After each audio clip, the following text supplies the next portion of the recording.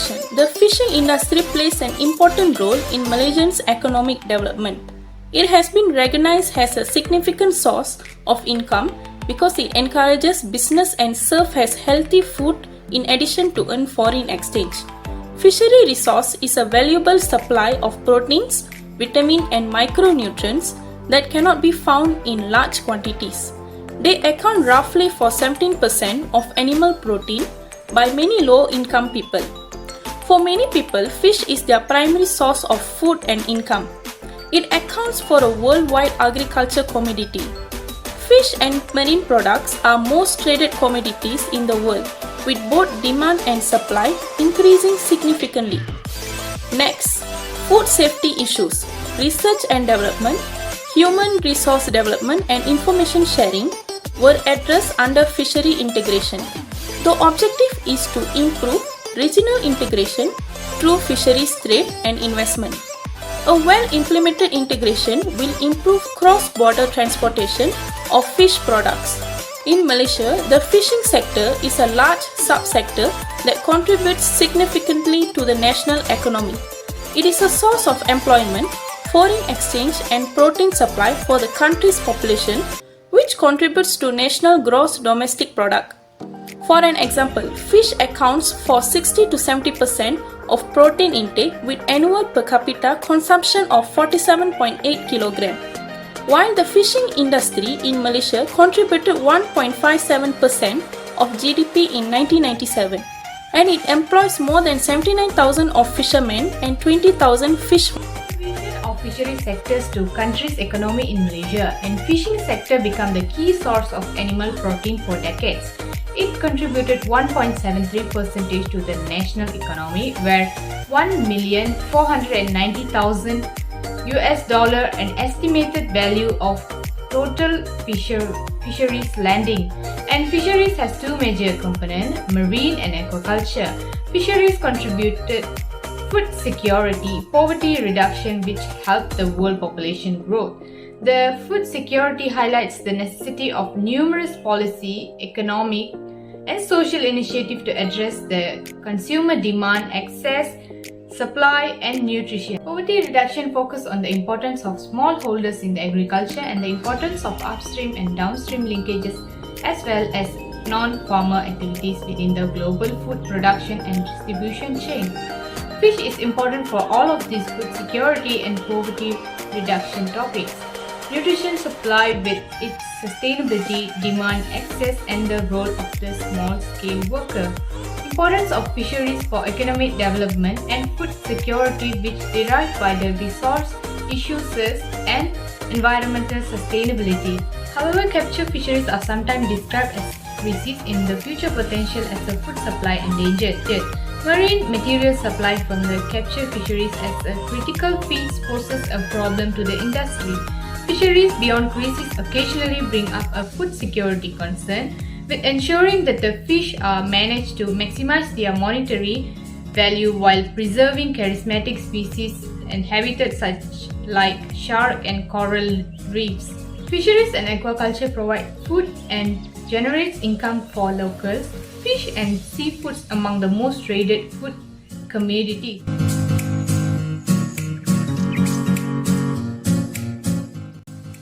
Some studies and research carried out by some researchers based on contribution of aquaculture sector to country's economy in Malaysia.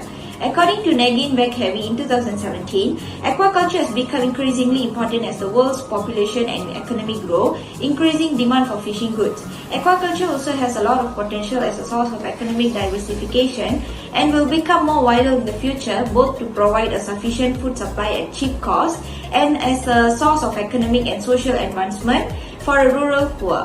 Next, another research by Yusuf and Ain Shah in 2021. Malaysia is a maritime nation and its fishing industry is a source of income for 134,000 fishermen. In 2012, the fisheries sector produced 1.7 million tons of fish value at RM10.8 billion and generate trade worth RM6 billion.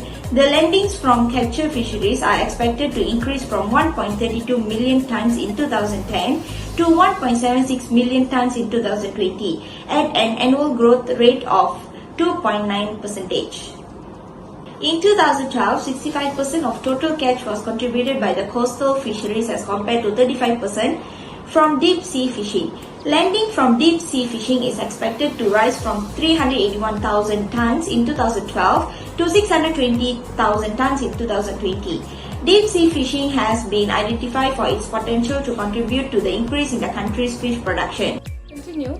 A group of studies by Benny in 2016 examined the evidence on how and to what extent capture fisheries and aquaculture contribute to improve nutrition, food security, and economic growth in developing and emerging economies. This research also analyzed the evidence, quality, and scientific rigor, identifying the important findings that emerge from the literature and determine whether these findings are consistent across sources. Next, in research by Broughton and Quackgraney in 2013 to examine the economic activities related with India's aquaculture sector. In this research, a group of fish farmers in Indiana were polled for economic data. The information for the study presented here was gathered through a survey of 43 fish farmers in Indiana. The survey gathered information that best described aquaculture farmers' activity. The implant application was used to calculate the economic activities linked with the aquaculture industry.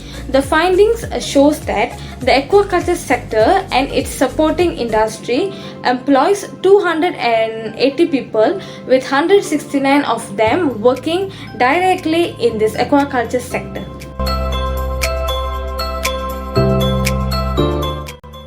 My name is NURUL binti ANUAR and my matric number is S55757. Now I'm going to explain the data source. The data used in this study were secondary data that obtained from the World Bank data website. The study used annual time series data, which is from 1990 to 2015. Data that are obtained from the website are aquaculture production and gross domestic product from Malaysia. Next, I'm going to explain the variable definitions.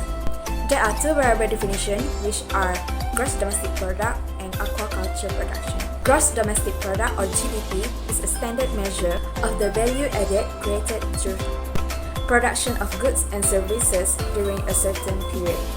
Meanwhile, aquaculture production is a catch-all term that includes survival, medium-scale, or industrial production of commercially important fin fish. Last but not least, I would like to explain the study and the data is important to examine the contribution from the aquaculture production sectors and the GDP sectors to the growth of economic Malaysia. Next, I will explain about research method for 3.2 analyzing data. In our study, we analyzing data using descriptive statistic, mean, and correlation. By the way, I am FATIN NABILAH MOHD.ZULKIFLI S55537. Descriptive statistics are used to summarize data in an organized manner by describing the relationship between variable in a sample or population. Statistics are used to demonstrate the meaning of the data and are based on numbers. For example, as the study examining the gross product domestic US dollar billion and aquaculture production ton metric points in Malaysia. The mean is the sum of all the sample value divided by the total number of sample value. In this study, we will conduct aquaculture production and gross domestic product. For correlation is described as the degree of relationship between the variable under consideration is measured through the correlation analysis.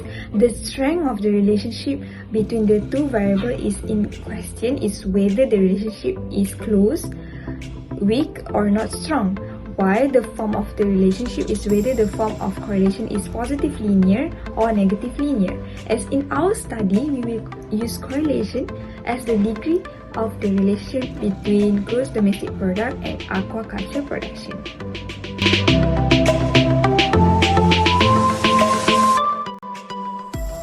Very good morning, I greet co-doctor. Today, me and my friend going to present about the result and discussion of aquaculture production contribution on Malaysia GDP from 1990 to 2015. The data is obtained from the World Bank in form of a graph. The first graph shows the Malaysia aquaculture production from 1990 to 2015. The trend of aquaculture production shows a constantly increase. The peak production achieved in 2012 with 634,875.9 metric tons. The production increased very rapidly in 2009 at 33.3% from previous year, and decreased very rapidly in 2013 with negative 16.4% from the previous year. The second graph shows the Malaysia GDP from 1990 to 2015 in terms of US dollar billion.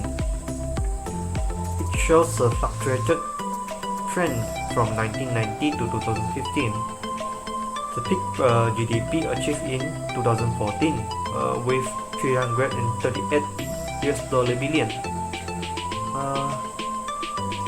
The GDP increased the most in 2010 with a 26.1% increase from the previous year, and meanwhile the GDP declined the most in 1998 with a negative 27.8% from the previous year. In 1990, the aquaculture sector contributed 50.22% of the total GDP. Contribution decreased year by year to 2005 at 8.3%. Contribution increased again to 10% in 2008. Furthermore, the contribution volatility and reached 8.3% in 2015. The sample mean of the aquaculture production is 262,759.60 metric ton from 1990 to 2015, and the sample mean of the GDP is 154.612 US dollar billion from 1990 to 2015. According to the correlation result 0.959, the relationship between aquaculture production and gross domestic product is wrong. With the positive value 0.959, it shows the positive relationship between aquaculture production and GDP. When the aquaculture production increases, the GDP will increase as well.